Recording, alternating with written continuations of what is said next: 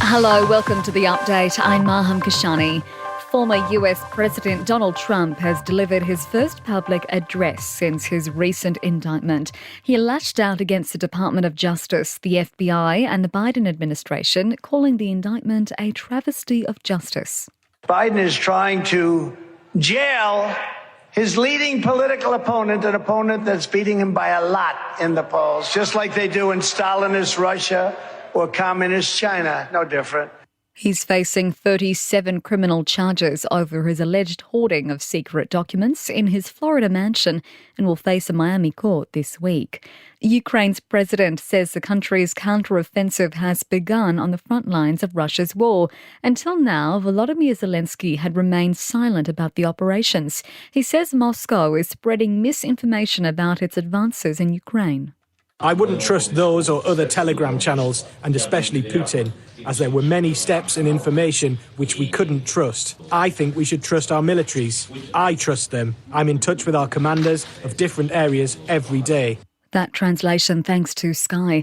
The cost of keeping homes warm this winter is about to jump, with two major energy retailers confirming bills will soon increase hundreds of dollars each year.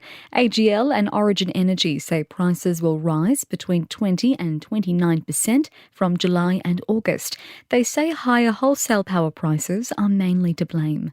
Universities will offer more than 20 shortened courses, including in teaching, cybersecurity and nursing, to plug chronic skills shortages across the country.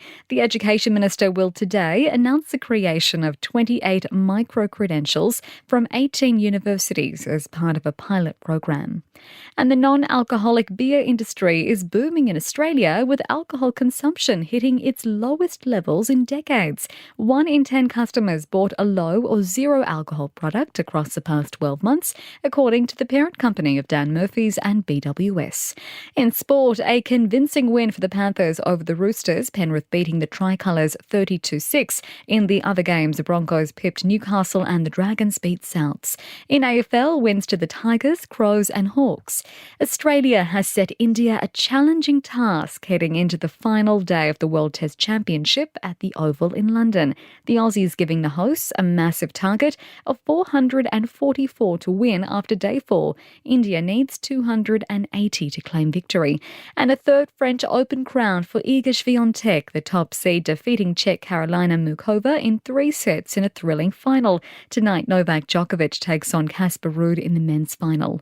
In entertainment news, The White Lotus could be set down under as speculation grows about other locations the hit HBO series could go to next. Show creator Mike White says Australia would check all the boxes because it has a wealth of talent and beautiful sights.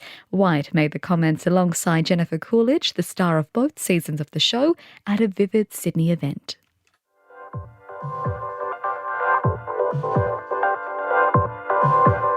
And that's the latest from the Nova Podcast News team, but we'll see you tomorrow morning for another episode of The Update.